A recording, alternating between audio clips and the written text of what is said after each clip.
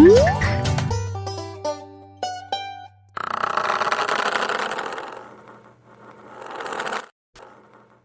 warahmatullahi wabarakatuh. Selamat siang sahabat JIH, kembali lagi di acara Healthy Talk Rumah Sakit JIH Solo.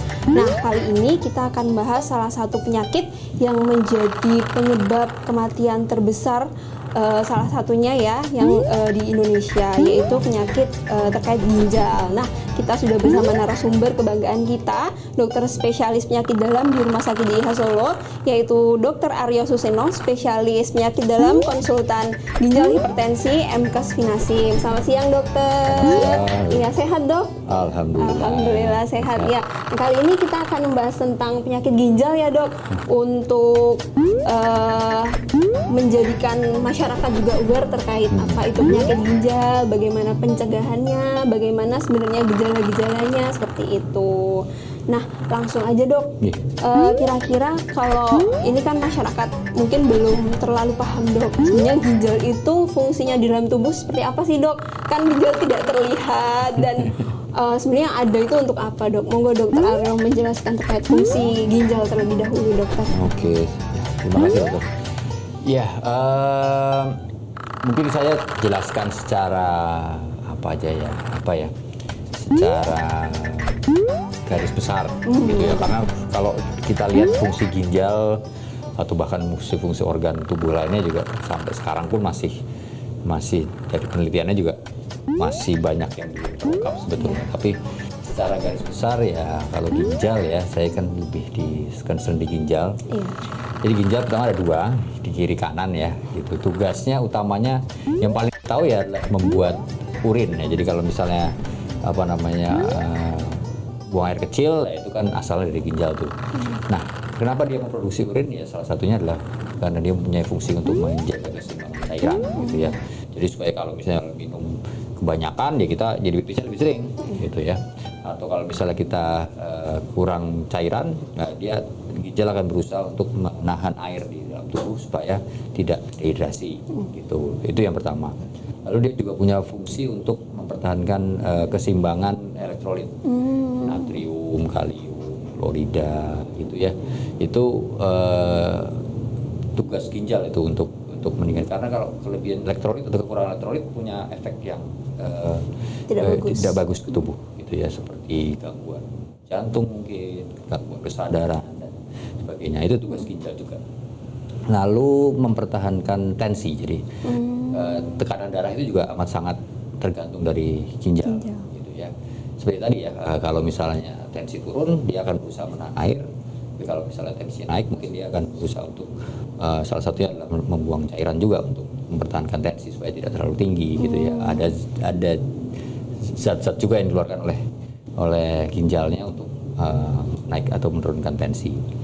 Itu lalu dia punya efek juga di darah gitu ya. Jadi kalau misalnya kurang darah, orang menyebutnya kurang darah itu ya, anemia gitu ya.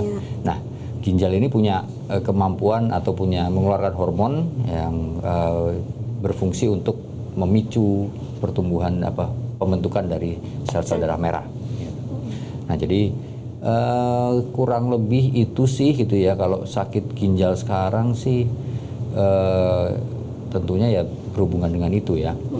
Paling banyak sekarang sebetulnya yang banyak menimbulkan memakan biaya BPJS kedua terbesar ya. Iya, betul sekali. Itu adalah penyakit ginjal kronik. Penyakit ginjal kronik. Penyakit ginjal kronik ini biasanya dikarenakan karena dia jadi tidak akibat dari gangguan ginjalnya sendiri, tapi dia merupakan komplikasi dari penyakit-penyakit lain gitu ya, penyakit-penyakit kronis biasanya.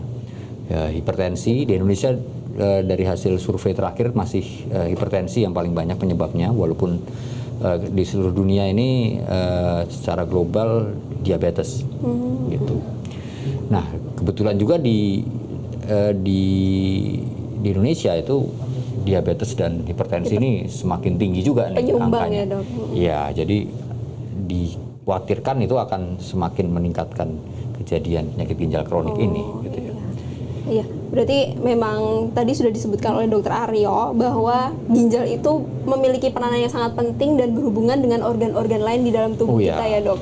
Sangat berhubungan, dari darah juga berhubungan dengan tensi darah juga, bahkan menjaga keseimbangan cairan dan elektrolit dalam tubuh kita. Oleh sebab itu ya memang perlu kesadaran diri untuk menjaga kesehatan ginjal dok. Kan orang-orang zaman sekarang kan terlalu sibuk dengan pekerjaannya mungkin, jadi minum jarang, kemudian ya makan minum juga sembarangan, seperti itu yang mungkin bisa menyebabkan kerusakan ginjal ya dok. Karena tadi kerusakan ginjal sendiri merupakan salah satu beban negara ya dok. Oh iya, beban negara. Nah itu kira-kira penyakit yang paling sering ditemui Dokter Aryo dalam keseharian apa dokter? Yang paling sering saya temui yang berhubungan dengan ginjal ya saat ini hipertensi ya, penyakit darah tinggi ya, karena tadi ya kalau saya dari subspesialis ginjal hipertensi, jadi ginjal dan hipertensi karena memang hubungannya dekat nih antara ginjal dan hipertensi. Jadi pasien-pasien hipertensi itu banyak saya temui karena itu juga berhubungan sekali dengan ginjalnya. Nah, yang dikhawatirkan sekarang juga yang menjadi kekhawatiran saya, kepedulian saya bahwa kalau dulu penyakit hipertensi itu kan cenderung penyakit degeneratif, jadi usia tua ya. Iya. Gitu. Sekarang itu umur 20 tahun, gitu 30 tahun gitu sudah menderita hipertensi gitu. Jadi banyak juga bahkan umur 40 tahun sudah harus cuci darah karena gagal ginjal gitu kan. Jadi ya ini merupakan sesuatu hal yang harus kita atasi bersama nih. Betul sekali. Ya dok, berarti tadi kira-kira untuk faktor-faktor penyebabnya itu apa saja ya dok yang bisa kita petakan gitu, kira-kira apa saja yang harus kita hindari, apa saja yang harus kita lakukan untuk mencegah dari penyakit tersebut. Oke, kalau misalnya tadi ya intinya sih kalau penyebab gagal ginjal kronik dulu ya kita ya, karena penyebab gagal ginjal itu ya banyak juga sebetulnya, tapi paling besar ya sekitar 70%, 80% itu adalah diabetes dan hipertensi gitu ya. Jadi yang harus dilakukan untuk mencegahnya adalah tadi mencegah faktor-faktor resiko diabetes dan hipertensi. Karena berkaitan tadi ya? Iya, karena berkaitan, karena ujung-ujungnya nanti gagal ginjal nih gitu. Nah, bagaimana caranya ya kurang lebih gagal hipertensi dan diabetes ini ya mempunyai faktor resiko yang kurang lebih sama nih gitu ya, yang akhir-akhir ini juga berhubungan dengan pola hidup gitu ya, pola hidup kita yang berubah nih dibanding dengan yang dulu zaman kakek nenek moyang kita ya. Pertama kurang gerak gitu ya, gitu mungkin nggak tahu di Indonesia ini sepertinya orang malas jalan kaki karena panas mungkin ya gitu ya, karena cuaca juga ya. Karena cuaca juga. Saya pernah melakukan survei kecil-kecilan gitu ya, rata-rata Indonesia tuh orang Indonesia tuh jalan kaki sehari hanya sekitar 3.000-an langkah gitu, padahal itu yang disarankan sekitar 10.000 langkah gitu ya. Nah ini mungkin dari pemerintah ada yang mendengarkan juga, mungkin perlu dibikinkan program supaya orang mau jalan kaki nih, atau dibikin trotoar lah yang baik.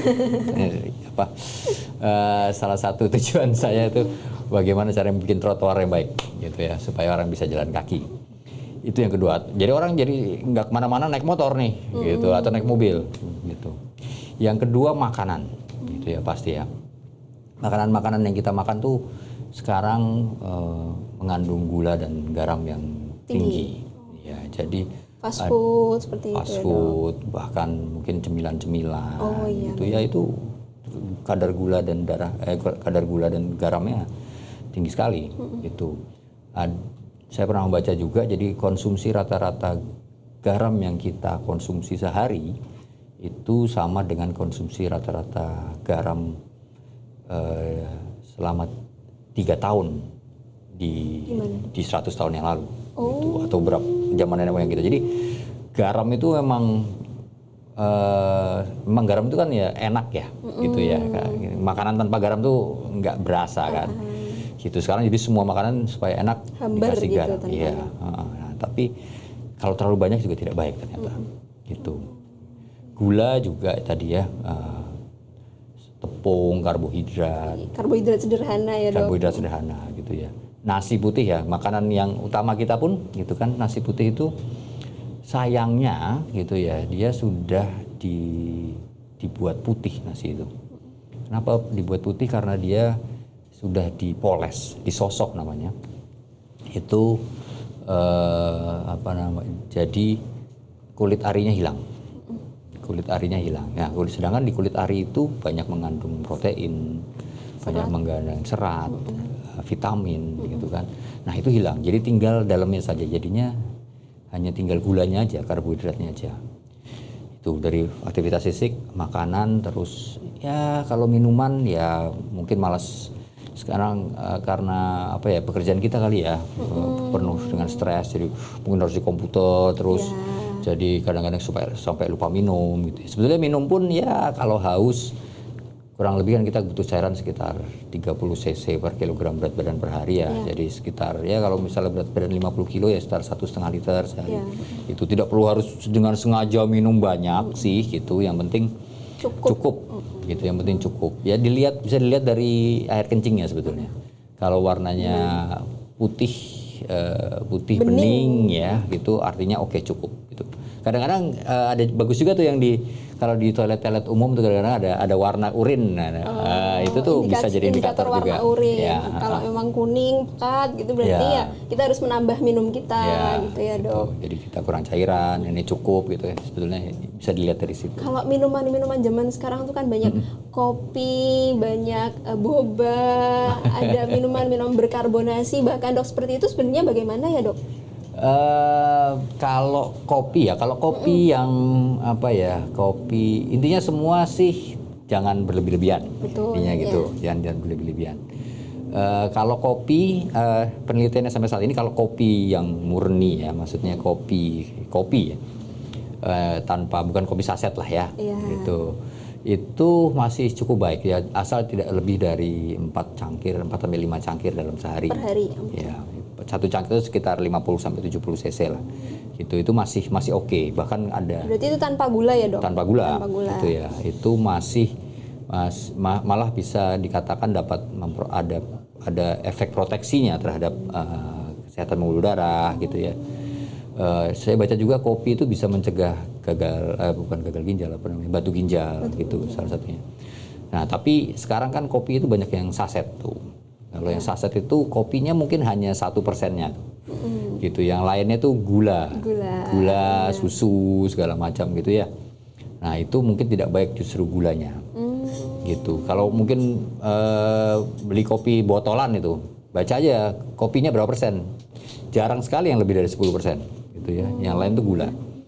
Terus minum berkarbonasi. Minuman berkarbonasi ini ya kalau bisa minum air putih aja sih ya. Dia punya fosfat, kadar fosfor yang tinggi. Gitu. Kadar fosfor yang tinggi ini kadang bisa menyebabkan batu ginjal. Berarti merusak ginjal juga secara tidak langsung ya, Dok? Batu ginjal kan kalau misalnya terbentuk, mengendap terus misalnya menyumbat gitu ya, akhirnya kencingnya nggak bisa keluar, tekanan di dalam ginjal tinggi ya bisa merusak jaringan di dalamnya, atau dia jadi tempat menempelnya kuman gitu ya, jadi akhirnya infeksi menyebabkan peradangan di ginjal ya, akhirnya merusak ginjal juga gitu ya. Infeksi ginjal itu menjadi salah satu batu, dan infeksi ginjal menjadi salah satu penyebab gagal ginjal kronik juga. Gitu. Oke, berarti memang faktor-faktor penyebab kerusakan ginjal itu banyak ya, Dok, terutama yang berkaitan dengan gaya hidup kita, dari aktivitas fisik kita, dari minuman dan makanan yang kita konsumsi, seperti itu. Jadi memang ya kalau kita peduli dengan ginjal kita, sebaiknya kita menjaga pola hidup kita, seperti itu, Dokter. Betul. Untuk ini, Dokter, kan tadi disebut gagal ginjal kronis. Sebenarnya bedanya gagal ginjal kronis dengan gagal ginjal yang akut itu apa, Dokter? Dan penanganan selanjutnya seperti apa, Dok?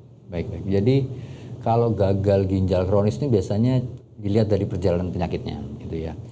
Jadi dia kalau gagal ginjal kronik ini biasanya dia akibat dari suatu sebab tadi ya, misalnya diabetes, hipertensi, batu ginjal mungkin, atau infeksi lama gitu, yang dia menyebabkan gangguan ginjal, fungsi ginjal turun perlahan-lahan. turun perlahan gitu ya. Seringkali tidak ada gejala gitu ya, sering tidak ada gejala sampai terjadi komplikasi. Nah, ketika terjadi kondisi yang pelan-pelan itu tubuh biasanya kompensasi. Jadi dia kompensasi. Jadi mungkin kreatinin sudah mulai naik gitu ya, fungsi ginjal sudah terganggu gitu. Tubuh itu sudah mulai menyesuaikan, jadi tensi mulai naik tapi pelan-pelan gitu ya. Jadi tubuh itu nggak ada nyeri kepala, nggak ada apa, jadi nggak sadar. Jadi karena tubuh sudah menyesuaikan nih, gitu. Jadi atau HB-nya sudah mulai turun gitu, tapi karena tubuh turunnya pelan-pelan, tubuh juga akan menyesuaikan. Jadi kadang-kadang HB 8, 6 itu nggak terasa, gitu. Pasien ya sudah orangnya ya penderitanya juga ya biasa-biasa aja, gitu. Gitu kadang-kadang diketahuinya kalau pas lagi medical check up atau apa gitu. Dan kalau kerusakan lama, jadi dia biasanya irreversible, jadi dia tidak bisa kembali lagi gitu, karena jaringan ginjalnya sudah rusak dan digantikan dengan jaringan parut ya. Kalau misalnya kita luka kan itu ada jaringan bekas luka. Nah, itu di dalam ginjal juga begitu tuh. Gitu. Nah, kalau yang akut itu biasanya terjadinya cepat ya, dalam waktu beberapa hari itu misalnya, dan dia ada beberapa penyebabnya, biasanya dari yang prerenal, jadi sebelum ginjal mungkin ada gangguan di tensinya ya, tensi drop tiba-tiba turun gitu ya, jadi suplai darah ke ginjal menurun, itu ginjal akan terganggu juga. Prerenal atau renalnya, jadi mungkin ada zat racun gitu ya yang merusak ginjal, itu juga bisa. Atau yang postrenal, misalnya batu, ada sumbatan, itu bisa juga. Nah, kalau AKI, kalau di penyakit ginjal akut, kalau diatasi dengan cepat, diharapkan bisa kembali lagi fungsinya. Oh iya, ya mungkin tadi untuk menjelaskan ke sahabat JIH dokter, tadi yang dimaksud renal itu adalah ginjal. Oh iya, renal itu mungkin kan bahasa yang sulit untuk dipahami. Renal atau kidney, itu ginjal itu adalah ginjal. Jadi penyakit ginjal itu ada yang akut, juga ada yang kronik. Akut itu terjadi secara cepat, dan kronik itu butuh waktu untuk mencapai kerusakan ginjal yang permanen gitu ya dok. Dan tadi penyebab dari gagal ginjal akut sendiri bisa dari sebelum ginjal, di ginjalnya sendiri, maupun kerusakan setelah di ginjalnya, seperti itu. Untuk gagal ginjal kronis sendiri ya dok, yang ditakutkan masyarakat sekarang itu adalah cuci darah. Wah, cuci darah itu sesuatu yang sangat merepotkan, sangat ya dianggapnya sudah akhir lah dari kehidupan gitu dok. Monggo dokter Aryo dijelaskan dok kepada sahabat JIH nih, sebenarnya cuci ginjal itu apa dan dipergunakannya untuk penyakit apa dok? Ya, monggo dokter. Oke, makasih. Ya, cuci darah itu sendiri intinya adalah dia terapi pengganti ginjal. Jadi intinya kalau misalnya ginjal fungsinya terganggu, ya tadi ya fungsi-fungsi yang tadi kita sudah bahas, itu terganggu, jadi ginjalnya perlu bantuan. Itu kan ya, dia perlu digantikan dulu nih oleh mesin gitu kan. Ya alhamdulillahnya sih kita sudah di dunia kedokteran modern ini sudah ada tuh modalitas itu, gitu. Jadi fungsi ginjalnya digantikan dulu. Kalau misalnya, dan dia biasanya bisa digunakan pada penyakit ginjal akut ataupun kronik gitu ya. Kalau penyakit ginjal akut misalnya sudah stadium 3 bisa dibilang, akin 3 gitu ya, di mana dia memang fungsi ginjalnya sudah sangat terganggu sekali, itu kita bisa lakukan cuci darah, hemodialisis mungkin. Nah, tapi setelah tadi kalau misalnya faktor penyebabnya sudah diatasi, fungsi ginjal perbaikan, ya mungkin tidak perlu dilanjutkan gitu ya. Nah, kalau penyakit ginjal kronik itu juga dibagi ada 5 stadium gitu ya. Biasanya kita lakukan di cuci darah ini di stadium akhir gitu ya, stadium 5 atau penyakit ginjal tahap akhir. Ketika memang sudah ada ada komplikasi yang berat gitu ya. Mungkin sudah sesak terus, ada gangguan elektrolit yang tidak bisa dikoreksi, ada asam basa, tadi fungsinya juga menggantung asam basa darah yang tidak teratasi juga, dan kira-kira dengan dilakukan cuci darah ini akan menambah memperbaiki quality of life atau kualitas hidup. Gitu ya. Jadi kita pun harus memilah-milah. Kira-kira pasien gagal ginjal seperti apa yang akan mempunyai perbaikan kualitas of life gitu ya, perbaikan kualitas hidup dengan cuci darah ini gitu ya. Sebetulnya cuci darah ini itu pun tadi dimaksudkan untuk sebagai terapi jembatan gitu ya. Jadi kalau misalnya penyakit ginjal kronik, dia sudah fungsi ginjalnya sudah rendah sekali, kita cuci darah dulu nih gitu ya. Diharapkan nanti dia untuk jadi terapi jembatan sampai bisa transplantasi namanya. Gitu. Ya. Jadi memang terapi untuk kerusakan ginjal sendiri, tadi nggak semuanya cuci darah, Dok. Cuci darah sendiri nanti tergantung dokter yang melakukan penata laksanaan kepada pasiennya, apakah memang pasien itu perlu melakukan cuci darah atau tidak, seperti itu ya, Dok. Kalau memang pasien membutuhkan cuci darah, Dok, apakah harus rutin atau tidak ya, Dok? Mungkin sahabat JIHA perlu tahu juga. Ya kalau sudah memerlukan gitu ya, fungsi ginjal sudah begitu rendahnya, ya rutin memang sebaiknya gitu ya. Tapi tadi tergantung dari masing-masing pasien gitu ya. Tapi kalau biasanya rutin. Jadi karena kan ginjal tuh bekerjanya 24 jam sehari ya, Dok. Iya, betul. Gitu ya. Cuci darah kan ya, kalau di Indonesia sekitar 2 kali seminggu. Gitu ya, 2 kali seminggu, kalau sekitar 5 jam lah sekali sesi gitu. Jadi sebetulnya itu pun masih belum cukup untuk menggantikan fungsi ginjal sepenuhnya gitu. Jadi sebaiknya rutin gitu ya, untuk paling tidak paling tidak pasien itu tidak mengalami gejala-gejala yang terlalu berat, keluhan-keluhan yang mengganggu dalam kehidupan sehari-hari untuk itu ya. 2 kali, kalau bisa 3 kali alhamdulillah gitu ya dalam sehari. Tapi itu pun cuci darah itu kan bukan hanya itu saja modalitasnya ya. Masih ada yang namanya peritoneal dialisis atau cuci darah peritoneal, di mana tidak perlu harus ke rumah sakit nih. Itu. Jadi di perutnya dipasangi alat gitu ya. Jadi kita menggunakan membran asli di perut, membran peritoneum namanya, yang mana dia bisa berfungsi seperti ginjal. Gitu. Iya, oke, Dok. Di Rumah Sakit JIHA sendiri juga sudah ada ya, Dok, unit hemodialisa. Jadi kalau memang ada keluarga yang memang butuh referensi untuk cuci darah, bisa ke Rumah Sakit JIHA Solo untuk melakukan cuci darah langsung dengan Dokter Ariel juga ya, Dok, sebagai penanggung jawabnya. Iya, seperti itu.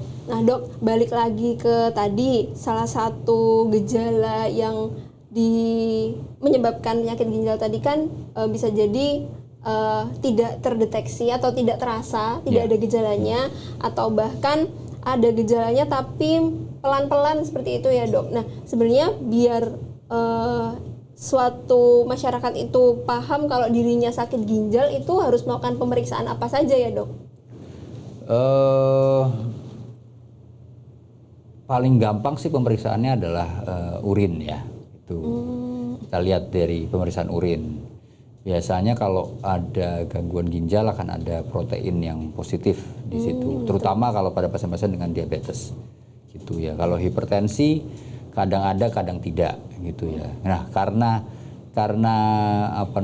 pemeriksaan urin ini tidak ya, bisa enggak gitu ya. Bisa juga ditambahkan dengan pemeriksaan ureum kreatinin. Pemeriksaan darah berarti ya, pemeriksaan darah. Ya, darah rutin sekalian juga bisa dicek. Kalau misalnya HB-nya mulai turun, itu juga harus cari tahu kenapa. Ureum kreatinin juga bisa melihat kalau kreatininnya mulai naik. Itu kita juga harus cari tahu kenapa untuk penelusuran. Tapi yang lebih penting lagi adalah harus sadar faktor resiko nih, gitu ya. Tadi kembali lagi ke diabetes dan hipertensi terutama, kalau ada yang mempunyai kondisi itu, ya lebih baik untuk kontrol rutin dan diperiksa juga. Berarti screening rutin juga ya, Dok. Dan karena diabetes dan hipertensi itu juga kadang-kadang tidak ada gejalanya, tidak ada gejala yang jelas, itu Jadi saran kami sih kalau bisa ya usia 40 tahun lah sebaiknya sudah ada medical check up gitu ya, paling nggak setahun sekali gitu. Atau kalau misalnya di usia yang sebelum itu ada resiko seperti obesitas gitu ya, kegemukan gitu. Itu ya lebih baik dicek juga. Dilakukan pemeriksaan. Iya. Betul. Oke, jadi memang tidak ada gejalanya atau gejalanya berlangsung lama ya dok, tapi kita bisa melakukan pencegahannya dengan cara menyadari faktor resiko yang pertama tadi, yang kedua adalah melakukan pemeriksaan rutin atau screening, bisa dari pemeriksaan urinnya atau bisa dari pemeriksaan darahnya. Kalau memang memiliki faktor resiko seperti gula darah tinggi dan tensinya tinggi, ya memang harus konsultasi rutin ke dokter dan juga pemeriksaan untuk komplikasinya. Apakah memang sudah ada kerusakan di bagian ginjalnya, gitu ya dok. Oke, cukup banyak tadi yang sudah kita bahas terkait fungsi ginjal sampai ke penyakit ginjalnya dengan penanganannya dok. Ini ada beberapa pertanyaan yang masuk nih dok dari sahabat JIH. Mungkin bisa saya bacakan pertanyaan pertama dulu ya dok. Nanti silakan dokter Aryo yang menjawabnya. Ini dari @tia_ananda_mulya. Dokter, komplikasi apa yang akan terjadi jika penyakit ginjalnya telat untuk terdeteksi dok? Monggo dokter Aryo. Terima kasih ya. Sebetulnya ini tergantung penyakit ginjalnya apa ya. Tapi kalau misalnya kita lebih banyak bicara tentang penyakit ginjal kronik ya, biasanya tadi jadi tergantung dari fungsi ginjalnya sendiri ya. Paling sering ya anemia, jadi kurang darah gitu ya. Atau karena ada gangguan pengaturan cairan, keseimbangan cairan ya, mungkin ada sesak nafas. Jadi karena urinnya tidak bisa maksimal keluar, jadi pengaturan cairannya jadi menumpukan di paru nih gitu ya. Jadi bisa sesak nafas gitu ya. Terus tensi bisa naik. Biasanya tensi naik dulu nih baru mulai ada sesak nafasnya. Atau gangguan elektrolit. Jadi mungkin bisa jadi ada gangguan irama jantung gitu ya, atau kadang kalau uremia tinggi bisa jadi mual muntah gitu, jadi ada kondisi uremia namanya. Itu akan membuat makan tidak nafsu, ada perubahan rasa di mulut, makan terus muntah-muntah gitu ya, itu juga bisa terjadi gitu. Atau kadang-kadang bahkan tiba-tiba datang sudah stroke atau serangan jantung, itu bisa juga terjadi karena faktor resikonya kan sama tuh kurang lebih gitu ya gitu. Iya, semoga menjawab ya dok pertanyaan dari @tia_ananda_mulya tadi. Memang komplikasi yang disebabkan oleh penyakit ginjal yang terdeteksi telat tadi bisa cukup bervariasi ya dok, dari mulai anemia sampai tadi ada keluhan mual muntah atau bahkan sudah datang dengan komplikasi stroke seperti itu. Nah kalau seperti itu ya memang harus dicegah sebelumnya ya dok. Memang harus screening, harus peduli dengan faktor resiko penyebabnya. Oke dok, kita lanjut ke pertanyaan selanjutnya dari @ayu_newt. Dokter, bagaimana cara membedakan gejala gagal ginjal dengan gejala infeksi saluran kemih, dokter? Tadi sudah dijelaskan, tapi monggo dokter dijawab lagi. Ya, jadi kalau gagal ginjal sendiri tadi ya, kurang lebih kalau di fase-fase awal, di stadium awal dia mungkin belum ada gejala yang jelas gitu ya, karena dia kan sistemik gitu utamanya. Jadi dan tubuh biasanya sudah ada kompensasi gitu ya. Kalau infeksi saluran kencing, saluran kemih, dia lokal sifatnya, jadi biasanya ya berhubungan dengan pada saat berkemih gitu ya. Itu mungkin ketika miksi atau buang air kecil ada nyeri gitu ya, ada terasa panas, terus ada kayak anyang-anyangan gitu, atau pipis sering tapi sedikit-sedikit gitu. Kalau infeksinya naik ke atas ya bisa juga ada demam ya, atau nyeri di pinggang gitu. Nah, nyeri pinggang ini sendiri sering dikaitkan dengan pinggang saya nyeri, terus ini ginjal saya gimana.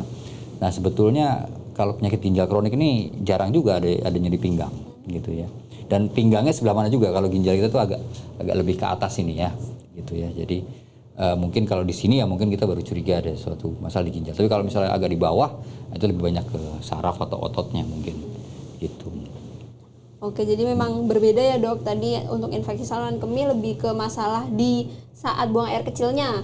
Tapi kalau memang ada infeksi saluran kemih yang naik ke bagian ginjalnya, ya mungkin mulai ada demam atau bahkan ada nyeri di bagian pinggang atas. Tapi ya untuk gagal ginjal sendiri memang ya tidak sering menyebabkan gejala, tapi mungkin komplikasinya tadi yang sudah di tahap akhir sehingga memunculkan gejala-gejala terkait komplikasinya tadi gitu. Oke, semoga menjawab pertanyaan dari Mbak Ayu tadi terkait perbedaan gagal ginjal dan juga gejala infeksi saluran kemih. Kita lanjut ke pertanyaan selanjutnya dok, dari @hera_wati1254.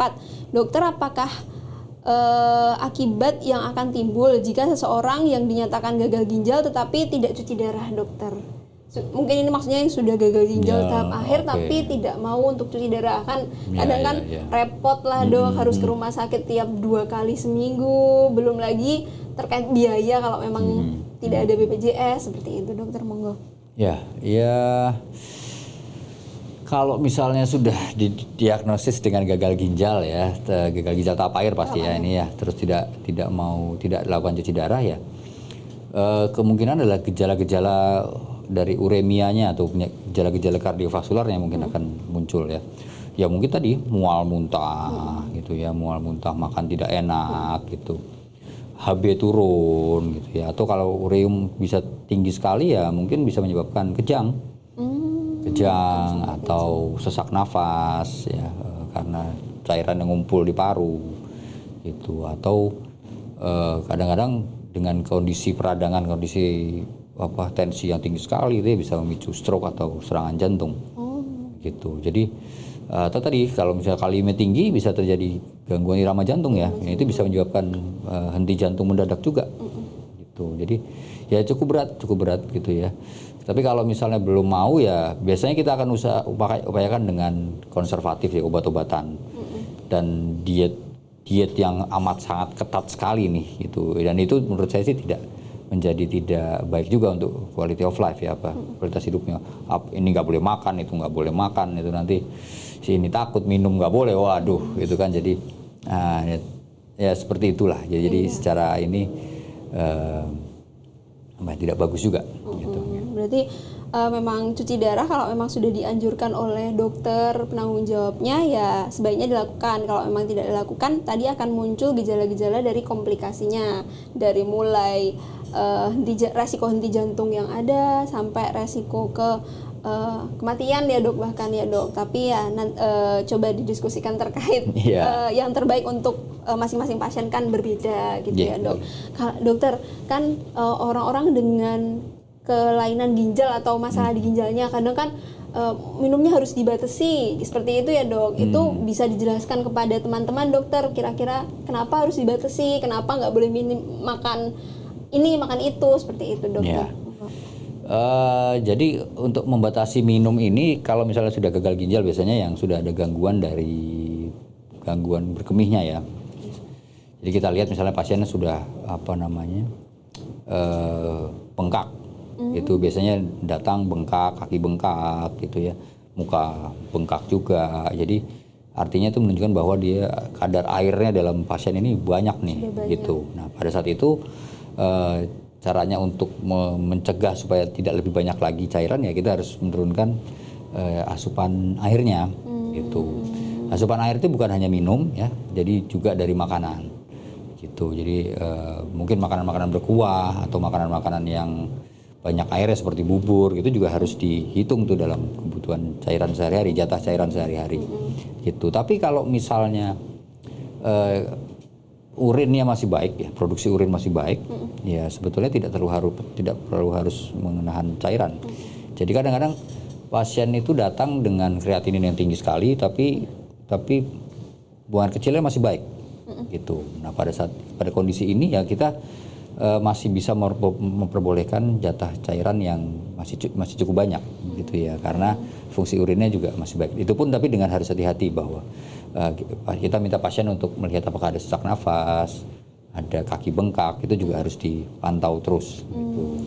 Dilakukan observasi kepada pasien-pasien dengan gagal ginjal ini ya dok. Oke, untuk minumnya sendiri ya disesuaikan, harus seimbang antara yang keluar sama yang masuk gitu. Kalau memang yang keluar tidak ada dan terjadi tadi penumpukan cairan, salah satunya dengan mulai sesak, ada kaki bengkak, seperti itu ya memang harus dibatasi mau tidak mau ya dok, untuk kebaikan pasien juga. Oke, kita lanjut ini dok. Pertanyaan dari Ratih_Aryawan 90. Ini mungkin pertanyaan yang sering ditanyakan banyak orang dok. Kan pasien tadi penyebab gagal ginjal sendiri kan salah satunya hipertensi dan juga gula darah tinggi. Sedangkan pasien-pasien dengan gula darah tinggi dan hipertensi itu sering dikasih obat dok. Apakah penggunaan obat-obat tertentu nih dok bisa memicu munculnya kerusakan ginjal dok? Monggo dokter. Ya, ini juga pertanyaan yang paling sering ditanyakan ya. Iya benar dok. Wah dok, saya darah tinggi tapi saya takut minum obat darah tinggi karena nanti ginjal saya gimana gitu ya. Jadi ya memang di dosis tertentu ya, dosis tinggi misalnya itu obat-obatan darah tinggi ya bisa juga menyebabkan gangguan ginjal. Tapi kalau diminum di dosis yang tepat ya, sesuai dengan instruksi dokter, itu justru akan melindungi ginjal gitu. Seperti kita tahu tadi bahwa penyakit gagal ginjal ini kan sebabnya hipertensi, penyebabnya diabetes gitu ya. Nah, kalau kita tidak memberikan terapi untuk diabetes dan dan hipertensinya, ya gagal ginjal itu pasti terjadi gitu. Jadi kita malah berusaha untuk dengan obat-obatan itu kita berusaha untuk melindungi ginjalnya gitu, mencegah komplikasinya kan pada prinsipnya gitu. Jadi jangan takut gitu ya, asal diminum dengan sesuai dengan rekomendasi dokter dan kontrol rutin ya gitu. Karena kita tetap pengobatan itu harus dipantau kan gitu. Jadi bukan itu harus kontrol rutin. Kenapa? Bukan kita pengen disambangi terus gitu ya. Cuman kita harus melihat nih efek obatnya sudah cukup atau tidak. Ada komplikasi atau tidak, perlu penyesuaian atau tidak gitu, karena itu makanya harus dikontrol rutin. Betul, dokter. Gitu. Jadi itu, dan obat-obatan yang obat-obatan ini sudah dites ya, sudah diuji dok dari berbagai dengan suatu metode yang ketat sekali gitu, jadi dilihat dan dilempar ke pasar itu sudah dengan ya ini aman. Kondisi aman. Gitu. Jadi dan itu masih diteliti terus gitu. Jadi tenang saja gitu ya. Nah, tapi ada juga mungkin kalau sudah ada gagal ginjal atau ada gangguan ginjal, harus hati-hati juga dengan obat-obatan seperti obat-obatan anti nyeri gitu, terutama obat-obatan anti nyeri atau antibiotik yang tertentu dalam golongan tertentu. Jadi kalau misalnya memang ada gangguan ginjal, mungkin dokter harus disampaikan dulu bahwa kondisi ginjalnya bagaimana. Jadi mencegah memberikan obat-obatan yang kira-kira akan memperburuk fungsi ginjal. Itu seperti obat anti nyeri ya. Dan itu sering tuh nyeri-nyeri dikit terus ke apotek beli obat anti nyeri, ke warung beli obat. Nah itu kadang-kadang obat-obatan itu malah justru bikin gagal ginjal tuh gitu ya. Itu harus hati-hati. Jadi kalau misalnya ada gangguan ginjal, lebih baik untuk obat-obatan seperti itu dikonsultasikan dulu ke dokter. Oke, jadi dari Mbak Rati tadi semoga bisa menjawab pertanyaannya, dan juga jangan khawatir ya dok kalau memang sudah ada rekomendasi untuk penggunaan suatu obat tertentu untuk mencegah penyakit tertentu juga, ya jangan khawatir untuk mengkonsumsinya, asalkan disesuaikan dengan rekomendasi dokternya tadi, dan juga kontrol rutin untuk penyesuaian obatnya, karena memang masing-masing penyakit, masing-masing obatnya juga ya dok, dan juga dosisnya sudah ada rekomendasi masing-masing seperti itu. Oke, kita lanjut nih dok, pertanyaan selanjutnya dari _Anugrahadi. Dokter, apa saja red flags atau tanda bahaya dari gejala gagal ginjal yang harus segera diperiksakan ke dokter? Oke, ya. Monggo dokter. Jadi red flag-nya ini gini, kalau Anda punya darah tinggi, hipertensi, itu periksa ginjalnya gitu, karena itu komplikasinya ke sana. Kalau tidak tahu gitu ya, misalnya tidak tahu, kalau misalnya sudah umur 40 tahun ke atas atau punya resiko misalnya obesitas, kurang gerak segala macam, sebaiknya periksa juga. Kalau misalnya Anda terus buang air kecil, terus banyak busanya ini ya hampir urin itu memang ada busanya biasanya. Iya. Kayaknya pipis selalu ada busanya gitu. Untuk membedakan busa yang biasa saja atau ada proteinuria nih gitu ya. Biasanya itu kan disebabkan oleh protein ya. Itu biasanya kita tunggulah sekitar 5 menit gitu. Busanya hilang nggak nih? Berarti ya, Dok? Ya, dia bisanya persisten terus muntuk gitu kayak sabun gitu biasanya. Gitu. Nah, itu kemungkinan besar itu tuh. Berarti mirip kayak telur yang dikocok itu kan protein juga yang dikocok, berarti mirip seperti itu dan tidak hilang ya, Dok? Iya, tidak hilangnya tidak seperti kalau yang normal lah gitu. Mungkin berkurang tapi masih ada gitu. Nah, ini kemungkinan besar ada proteinnya. Atau kalau misalnya merah urinnya ya, gitu, ada darah mungkin, gitu ya, itu mungkin juga perlu diperiksakan. Mungkin ada batu atau ada radang ginjal, itu juga mungkin sebaiknya diperiksakan. Tapi kalau habis makan buah naga merah ya wajar itu. itu biasa zat dari buah naganya itu keluar. Nggak masalah kalau itu. Kalau ini, Dok, pipisnya mulai berkurang gitu, apakah langsung ke dokter atau kita evaluasi dari minumnya dulu atau gimana, Dok? Kan kadang-kadang orang-orang berpikir, oh kok pipisku sedikit ya, apa ada masalah di ginjalku, seperti itu, Dok? Ya dan tidak nih. Kalau misalnya memang tahu bahwa pipisnya berkurang, terus warnanya nih ya, warnanya itu pekat gitu ya, itu ada kemungkinan terus mungkin kurang cairan. Gitu ya. Coba minum dulu sampai misalnya urinnya ini. Kecuali kalau misalnya memang ada bengkak ya. Kalau ada bengkak, kencingnya berkurang ya itu kemungkinan besar memang cairannya larinya nggak ke buang air kecil tapi malah kemana-mana ke seluruh tubuh gitu. Nah itu sebaiknya diperiksakan gitu. Atau tiba-tiba mandek gitu ya, nggak bisa kencing. Nah itu ya sebaiknya diperiksakan tuh, mungkin ada sumbatan atau apa gitu. Nah itu sebaiknya diperiksakan. Tapi tadi harus diperhatikan dulu, dilihat dulu minumnya bagaimana, warna urinnya bagaimana. Biasanya kalau pada penyakit ginjal kronik, urinnya itu walaupun sedikit tapi warnanya ya bening gitu ya. Jadi bukan karena dia kurang cairan kan, gitu. Cuman memang produksinya aja. Itu sistem produksinya yang berkurang.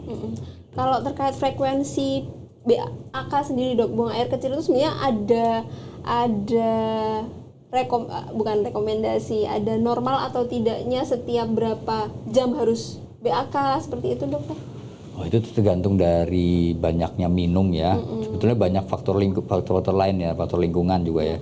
Kalau kita di ruang AC terus minumnya banyak itu pasti sering pipis. Betul. Gitu. Iya. Tapi kalau misalnya kita panas-panasan gitu ya, di jalan panas-panasan lagi, terik lagi di Solo nih, ya belum tentu dia jadi sering pipis gitu. Karena kan cairan tubuhnya mungkin keluar dari keringat gitu atau dari nafas gitu. Jadi mungkin tergantung dari ininya. Kalau misalnya di ruang AC minumnya banyak, nggak pipis-pipis, nah itu mungkin yang diinikan gitu. Atau kalau misalnya justru kalau di ruang panas tapi pipis terus, nah itu juga mungkin menjadi red flag tadi katanya ya. Berarti untuk frekuensi sendiri masih bergantung dengan lingkungan. Tapi kalau untuk tadi indikator warnanya, jumlah urin yang dikeluarkannya, bisa dievaluasi dulu apakah dari minumnya bagaimana. Kalau memang minumnya sudah banyak tapi pipisnya sedikit dan memang ada gejala-gejala seperti bengkak dan ada faktor resiko penyebab tadi ya bisa menjadi red flag tadi dibilang dari Mas Anugrah Hadi tadi. Oke, semoga menjawab ya Mas terkait tanda bahaya dari gejala gagal ginjal. Kita lanjut ya, Dok, untuk pertanyaan selanjutnya dari @Ganang Munela. Dokter, benar nggak ya mengonsumsi kelapa muda yang dalamnya warna pink yang dibakar dan kita minum airnya bisa meluruhkan batu ginjal hanya dalam waktu 1 mingguan? Ini mitos atau fakta ya, Dok? Ya memang mitosnya sih apa ya, kelapa muda pink ya, kelapa muda yang warna merah muda nyarinya itu susah juga ya, Dok? Ini susah juga itu karena dipercaya sebagai obat ya, punya efek medicinal, apa namanya, efek obat. Tapi terlepas dari warnanya pink atau ini saya kurang tahu juga terus terang nih. Tapi air kelapa sendiri itu punya apa ya? Dia elektrolit. Dia kaya dengan elektrolit ya. kayak dengan elektrolit, jadi bagus kalau diminum misalnya ya kayak Pocari Sweat gitulah ya, nggak boleh nyebut merek ya. Jadi minuman elektrolit lah gitu ya. Kalau misalnya kita kurang elektrolit gitu ya, kurang elektrolit, kita bisa minum itu.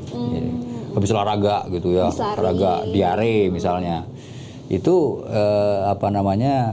bisa juga minum itu untuk mengembalikan jumlah elektrolit kita. Zaman dulu, setahu saya zaman perang dulu, zaman Belanda ya, itu dipakai buat infus, setahu saya itu. Oh, gitu. Karena ya tinggal ditusukin gitu aja. Kalau mungkin ada yang pernah nonton filmnya Jackie Chan zaman dulu tuh, UMI ya, masih terlalu muda kali itu. Itu ada dipakai infusnya kelapa tuh, gitu. Jadi memang dia elektrolit tinggi, kalium terutama. Gitu. Nah kalau untuk batu ginjal sendiri, setahu saya yang saya baca yang terbukti bisa mencegah batu ginjal atau meluruhkan itu lemon ya, lemon. Jadi sari lemon itu bisa karena dia sifatnya kan basah, setahu saya lemon itu, gitu kan. Nah kadang-kadang batu ginjal itu terbentuk karena urin kita tuh asam, terlalu asam. Gitu. Nah dengan lemon itu dia bisa menetralkan, gitu. Tapi kan asam ketemu asam, dokter. Ya kalau lemon tuh setahu saya jadi pH-nya agak jadi rendah gitu, agak lebih tinggi ya. Lemon kalau asam jadi tambah asam. Rendah ya itu. Itu tapi memang hasil penelitiannya begitu setahu saya. Gitu. Tapi untuk meluruhkan batu ginjal sendiri mungkin dalam seminggu, nah itu saya juga belum tahu itu. Belum tahu ya, mungkin masih menjadi tanda tanya dan perlu penelitian lebih lanjut lagi ya dok kalau terkait itu ya. Oke, tadi informasi yang cukup bagus nih untuk teman-teman kalau memang kelapa muda itu elektrolitnya cukup tinggi ya dok, dan bisa mengganti cairan, bisa mengganti elektrolit yang mungkin hilang pada saat berolahraga. Tapi kalau penyakit ginjal kronik ya jangan itu. Karena kaliumnya tinggi nanti takutnya makin tinggi nih. Gitu malah justru berbahaya gitu. Tadi kan dipakai untuk olahraga ya dok. Orang dengan kelainan ginjal kronik kalau bisa ya dibatasi untuk minuman es kelapa muda ini. Oke dokter, tadi sudah mitos atau fakta kita lanjut ke pertanyaan selanjutnya @v_ra6465. Dokter, apakah cuci darah bisa menyembuhkan total penyakit ginjal? Ya dokter, monggo. Ya ini yang yang mungkin mispersepsi dari masyarakat gitu ya, karena cuci darah itu obat, bukan gitu ya. Jadi cuci darah itu intinya hanya diberikan pada kondisi-kondisi di mana indikasi fungsi ginjal itu sudah buruk gitu ya. Bisa permanen, buruknya permanen, bisa juga sementara gitu ya. Tapi fungsinya sendiri bukan untuk menyembuhkan fungsi ginjalnya, gitu. Jadi cuci darah ini karena ginjalnya rusak, nah kita gantikan fungsinya dengan cuci darah, gitu ya. Jadi dia tidak menyembuhkan kondisi ginjalnya, gitu. Tapi dia menggantikan fungsinya. Gitu. Karena tadi kerusakan ginjal yang udah sampai gagal ginjal kronik tadi permanen ya dok, tidak bisa dikembalikan ke fungsi normalnya, sehingga kita ada suatu mesin yang menggantikan fungsi dari ginjal tersebut, seperti itu. Ya, semoga menjawab ya mbak. Kalau memang cuci darah itu tidak menyembuhkan total, tapi memang menggantikan fungsinya saja. Oke dokter, kita lanjut. Ini mulai pertanyaan-pertanyaan serius juga dok. Dokter, sebelum melakukan cuci darah, apa saja persiapan-persiapan dan apakah cuci darah harus dilakukan seumur hidup dok?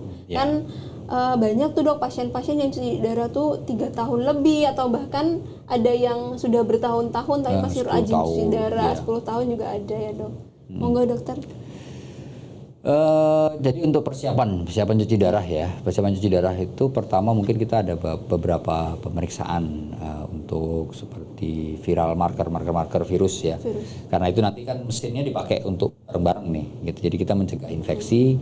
Jadi kita memeriksa beberapa marker virus seperti HIV, HBsAg, hepatitis B, hepatitis C gitu ya. Dipastikan tidak ada penyakit menular gitu ya. Atau kalau misalnya ada bisa mesinnya berbeda gitu. Jadi bisa ditambahkan. Jadi bukannya tidak boleh, tapi dibedakan mesinnya gitu. Yang kedua, yang pertama, yang kedua perlu dibuat akses. Jadi kan cuci darah itu kan darahnya dikeluarkan gitu kan, dimasukkan di mesin, dicuci di situ, dimasukkan lagi. Nah itu butuh tempat untuk keluar masuk darah gitu ya. Kalau dipasang di pembuluh darah biasa di infus gitu misalnya, itu nggak bisa karena pembuluh darahnya kecil, kempet ya nanti. Nah jadi ya perlu dibikin dipasang alat dulu mungkin, dimana dipasang di pembuluh darah besar, biasanya di dekat jantung, di leher kita mungkin, atau itu untuk cuci darah tadi. Nah, tapi itu hanya sementara gitu ya. Alatnya hanya ada yang sementara, ada yang semi permanen gitu ya. Untuk yang bisa dibuat misalnya masih pasien cukup muda, pembuluh darah masih cukup baik, itu bisa dibikin khusus di tangan. Jadi memodifikasi pembuluh darah di tangan. Namanya AV fistula gitu ya, AV shunt. Itu persiapan. Jadi pertama tanda-tanda lab, lalu akses gitu ya. Bisa juga kita lakukan pemeriksaan pembekuan darah, faktor pembekuan darah untuk menentukan dosis dari heparinnya. Jadi kan kalau cuci darah itu kan supaya darah tidak beku di mesinnya harus dikasih obat pengencer darah gitu. Nah kita untuk tahu dosisnya berapa ya dicek dulu ininya faktor-faktor pembekuan darah. Utamanya itu sih ya, selain kondisi tubuh juga harus cukup stabil ya. Betul. Gitu, cukup stabil, tensinya paling nggak cukup baik, itu bisa dilakukan gitu ya. Persiapan. Nah ini kan selain persiapan juga ini ada pertanyaan dok, untuk cuci darah apakah harus dilakukan seumur hidup? Oh ya, ya tadi tergantung dari kondisi ginjalnya sendiri. Kalau ini suatu kondisi penyakit ginjal akut ya mungkin tidak perlu. Jadi kalau misalnya faktor pemberat ginjalnya sudah teratasi, dia tidak perlu harus dilakukan seumur hidup gitu. Jadi sudah selesai gitu, cukup. Nah ini hanya untuk membantu sementara gitu ya. Tapi kalau ginjalnya sudah rusak tadi ya, penyakit ginjal kronis sudah rusak, ginjalnya sudah tidak berfungsi atau fungsinya sudah rendah sekali, ya dia dilakukan sampai memang tidak membutuhkan lagi.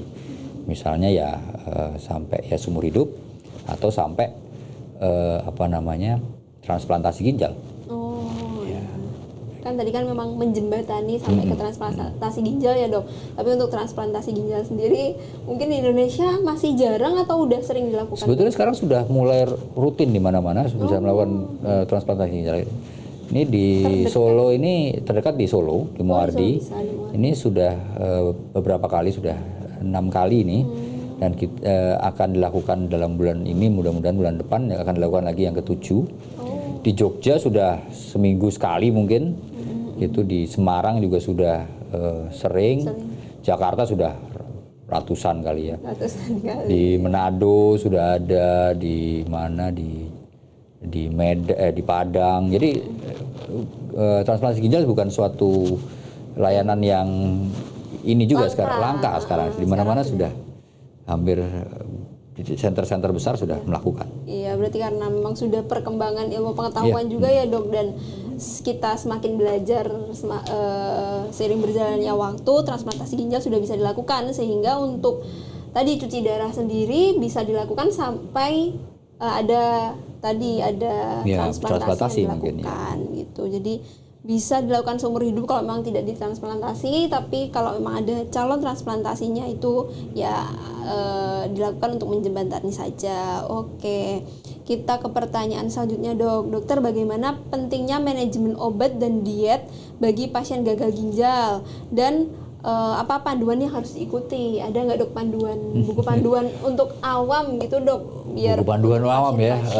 sebetulnya ada leaflet itu biasanya, cuman memang karena pasien itu kan banyak ya dan masing-masing individu ya, jadi ada sebaiknya memang manajemen obat dan diet itu tergantung dari masing-masing pasien. Jadi terapi individual gitu ya. Sekarang juga kayaknya modelnya kan mengarah ke sana ya. Jadi tidak ada obat yang sama ratakan gitu kan ya. Pukul rata itu enggak. Sebaiknya memang harus dilihat dari pasien per pasien. Tapi pada prinsipnya sih diet ini bisa dibagi dua. Kalau misalnya sebelum cuci darah dan setelah cuci darah. Jadi kalau sebelum cuci darah pada prinsipnya protein harus dikurangi, karena protein ini akan di tubuh itu dibikin jadi dipecah jadi kreatinin dan ureum gitu. Dan itu kalau terlalu tinggi jadi akan menimbulkan gejala-gejala gitu ya, dan memperberat fungsi ginjal juga protein tinggi. Tapi kalau sudah cuci darah, kebutuhan protein tuh hampir sama seperti orang normal. Bahkan mungkin kalau cuci darah mandiri atau peritoneal dialisis, kebutuhannya jauh lebih tinggi daripada orang normal. Karena gitu. memang tadi fungsinya sudah digantikan. Sudah digantikan gitu. Dan kalau misalnya peritoneal dialisis, dia protein itu keluar juga gitu. Gitu. Jadi harus diberi asupan tambahan gitu. Jadi makan daging terus itu enggak apa-apa kalau peritoneal dialisis gitu ya. Steak setiap hari gitu kan. Itu enggak apa-apa gitu, tergantung dari itu. Tapi yang nggak boleh, yang sama semua dari yang sebelum dan sesudah cuci darah itu garam. Jadi asupan garam harus rendah, kurang dari 2 gram sehari. 2 gram itu kira-kira berapa sendok? 1 sendok teh trepes. Oh gitu, itu berarti ya. nggak yang menggunung Nggak gitu, menggunung gitu ya. Trepes. Itu sekitar 2 gram itu. Sama kalau misalnya memang urinnya udah nggak keluar atau pipisnya nggak keluar, ya airnya juga harus dibatasi. Gitu. Selain itu sih tidak ada yang masing-masing pasien itu, jadi tergantung dari kebutuhan kalorinya atau kebutuhan dari proteinnya gitu. Berarti tetap untuk dietnya sendiri tadi mungkin hanya dibedakan sebelum sama sesudah cuci darah ya dok, ada bedanya gitu untuk pembatasan proteinnya, pembatasan yang lainnya. Tapi untuk garam sendiri baik orang normal maupun orang dengan masalah juga rekomendasinya kalau bisa ya kurang dari 2 gram ya dok. Tadi 1 sendok teh tapi trepes. Ya terus untuk obat, kalau obat ya sebaiknya yang direkomendasikan oleh dokter itu saja yang diinikan, yang dikonsumsi gitu. Kalau mau minum obat-obat lain di luar itu mungkin harus dikonsultasikan dulu untuk tingkat safety-nya ya, keamanannya. Untuk keamanan. Oke dokter, kita menuju ke pertanyaan terakhir dok dok, karena tadi sudah banyak sekali yang kita bahas dok. Ini pertanyaan terakhir dari @christine_damar. Dokter, salah satu gejala gagal ginjal kan tadi disebutkan adalah pusing dan mual. Nah, mual dan pusing yang seperti apa yang dimaksud dokter? Waduh, pusing dan mual seperti apa ya? Mual ya apa ya? Mungkin mual yang terus menerus ya, gitu ya, karena karena dia kadar ureumnya yang tinggi kan ya. Jadi secara dia tidak naik turun kan, gitu. Kalau misalnya belum gagal ginjal, jadi ya makan tuh nafsunya turun gitu ya. Terus lidah itu juga terasanya nggak enak lah untuk makan gitu ya. Terus ya lihat makanan itu mual, lihat makan aja udah mual gitu, nyium bau makanan mual gitu ya. Tapi tentu saja mualnya ini juga harus diikuti oleh tanda-tanda gejala yang lain ya, gitu. Misal tensi tinggi, HB-nya turun, lemes, mungkin ada sesak nafas, bengkak gitu. Nah itu mungkin mengarah ke sana mengarah ke sana. Jadi mual mungkin tidak hanya berdiri sendiri nih. Bisa juga mungkin kalau lagi kehamilan trimester pertama kan juga mual ya kayak gitu juga gitu ya. Atau memang punya mah yang kronik gitu ya mual-mual juga gitu. Tapi harus diikuti juga oleh gejala-gejala lain gitu ya. Pusing nih. Pusing tuh bisa banyak penyebabnya sebetulnya ya. Dan pusing ini harus dibedakan antara nyeri kepala atau glier gitu ya. Jadi kalau orang bilang kan pusing itu sebetulnya nyeri kepala gitu. Nyeri kepala ya bisa macam-macam juga. Dari otot bisa, dari pembuluh darah juga, tensi tinggi gitu ya. Kalau misalnya mungkin kalau di gagal ginjal ya mungkin kalau tensinya tinggi ya mungkin bisa buat nyeri kepala ya. Seperti ada tekanan di melingkari kepala gitu, bisa juga migrain gitu juga bisa gitu ya. Tapi ya tergantung, seringkali juga nggak ada malah gitu ya. Iya, jadi memang tidak bisa berdiri sendiri ya dok. Makanya pusing sendiri ada gejala gagal ginjal, atau mual berdiri sendiri itu gejala gagal ginjal, bukan seperti itu. Harus disertai dengan gejala-gejala lainnya, termasuk tadi faktor resiko yang menyebabkan juga ya dok. Glier juga bisa kalau misalnya darah HB-nya turun. Jadi kadang-kadang pusing juga, glier gitu kan, itu bisa juga. Jadi memang ya harus tetap konsultasi ke dokter dan juga harus rutin kalau memang sudah ada faktor resiko tadi, gula darah tinggi, hipertensi atau penyakit lainnya. Seperti itu ya dok, ya mungkin sudah banyak sekali yang kita bahas dari mulai fungsi ginjal tadi di awal-awal sampai ke penanganan cuci darah dan bahkan sampai transplantasi ginjal. Oke dokter, tadi kan kita sudah membuka pertanyaan kepada banyak sahabat JIH dok. Ini kita saatnya mengumumkan pemenang giveaway dok. Jadi kita memberikan giveaway. Nanti ada 4 orang yang mendapatkan giveaway dokter. Nanti saya sebutkan, selanjutnya dokter Aryo sebutkan seperti itu ya dok. Oke, yang pertama dari @Jesse Merlita. Selamat Mbak Jessy sudah menangkan giveaway. Selamat Mbak Jessy. Iya, monggo dokter yang kedua. Yang kedua ini dari dimenangkan oleh @ratih_Aryawan 90. Oh ya, sama tadi. Selamat Mbak Ratih. Selamat Mbak Ratih. Yang ketiga dari @Hera_Wati 1254. Yeay, selamat kepada Mbak Herawati. Selanjutnya dokter yang terakhir. Yang terakhir @V_Ra6465. Oke, selamat Mbak Vira. Iya dokter, ini di penghujung acara dokter, monggo silahkan memberikan closing statementnya kepada sahabat JIH yang mungkin aware sama, yang mungkin belum aware atau sudah aware terkait masalah ginjal dan kira-kira apa pesan-pesan dokter Aryo untuk sahabat JIH. Monggo dokter. Closing statement ya. Sebenarnya dari tadi udah bikin statement terus. Jadi ya sahabat JIH ya. Penyakit ginjal ini disebut sebagai silent disease ya. Jadi seringkali tidak ada gejalanya. Jadi kita harus aware akan faktor-faktor resikonya. Paling sering memang darah tinggi dan hipertensi. Kalau ada faktor resiko seperti kurang gerak atau kegemukan, itu juga menjadi suatu faktor resiko, gitu ya. Jadi usahakan merubah pola hidup mulai sekarang, gitu ya. Makan makanan sehat, olahraga rutin, ya. Dan kalau sudah ada faktor resiko, kontrol, gitu ya. Sayangi ginjal kita, sayangi keluarga ya, karena kalau sudah gagal ginjal nih punya beban lebih selain ke negara juga ke diri sendiri, ke keluarga juga. Buat pengasuhnya di rumah ya dok? Iya, gitu ya. Produktivitas kita juga turun, nggak bisa kerja, dan itu kan jadi beban sendiri ya. Gitu. Jadi yang masih muda-muda, gitu ya, yang masih muda-muda, apalagi yang muda-muda nih, segera berubah pola hidup ke lebih sehat mulai sekarang. Mudah-mudahan jangan sampai ketemu saya lah gitu. Oh iya. Oke, terima kasih dokter Aryo atas closing statement-nya. Kalau memang sahabat JIH ingin, tadi kan nggak perlu sakit ketemu dokter Aryo dong, siapa tahu ingin screening. Oh iya ya, monggo kalau itu diskusi ngobrol-ngobrol, monggo. Ingin bertemu dokter Aryo bisa di Rumah Sakit JIH Solo ya dok. Untuk jadwal dokter Aryo mungkin bisa disebutkan dokter di JIH di hari saya apa saja? di JIH itu hari Senin jam 4 sore sampai jam 6 sore.